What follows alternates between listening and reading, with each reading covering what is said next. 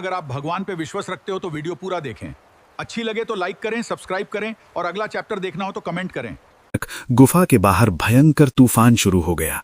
बिजली चमकने लगी, पहाड़ों से बर्फ टूट टूट कर गिरने लगी, तेज हवाएं गुफा के अंदर तक घुस आईं। पूरा वातावरण डरावना हो गया। विराज डर गया, लेकिन उसने आंखें बंद कर ली और जोर जोर से जाप करने लगा, जय बजरंग बली, जय बजरंग बली। बूढ़ा आदमी शांत खड़ा उसे देखता रहा।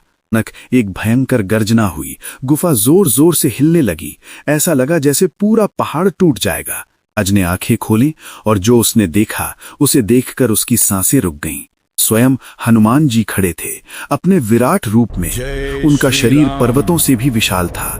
उनके घुटनों तक बड़े बड़े पहाड़ पहुंच रहे थे। उनका एक कदम पूरी घाटी को पार कर सकता था। उनकी आंखों से दिव्य तेज निकल रहा था और उनके शरीर से ऐसी ऊर्जा फैल रही थी कि पूरा हिमालय कांप उठा। जब उन्होंने एक कदम आगे बढ़ाया तो जमीन हिल गई, पहाड़ थरथराने लगे। आज ये दृश्य देखकर कांप उठा, उसकी आंखों से आंसू बहने लगे। वो तुरंत उनके चरणों में गिर पड़ा।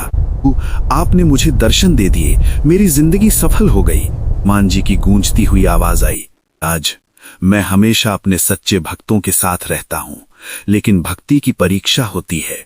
हर कठिनाई में मेरा नाम नहीं छोड़ा, इसलिए मैं तुम्हारे सामने प्रकट हुआ हूं। उन्होंने अपना विशाल हाथ नीचे लाकर विराज के सिर पर रखा। ऐसे ही उनका हाथ उसके सिर को छुआ, विराज के शरीर में एक दिव्य शक्ति प्रवाहित हो गई। उसकी सारी थकान, दर्द और डर खत्म हो गया। उसका मन शांति और आनंद से भर गया। कुछ क्षणों में वो दिव्य प्रकाश धीरे धीरे गायब होने लगा और सब कुछ शांत हो गया। सुबह जब विराज की आंख खुली तो वो गुफा के बाहर था। चारों ओर शांति थी, जैसे कुछ हुआ ही नहीं था। लेकिन उसके शरीर पर एक निशान था, हनुमान जी के चरण का चिन्ह। मुस्कुराया और बोला, ये किसी प्रमाण की जरूरत नहीं, मैंने अपने प्रभु को देख लिया। वो वापस लौट गया, लेकिन उसके चेहरे पर एक अलग ही तेज था।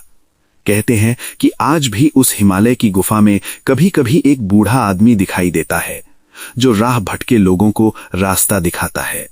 लेकिन सच्चाई ये है कि वो कोई साधारण बूढ़ा नहीं, वो स्वयं हनुमान जी हैं।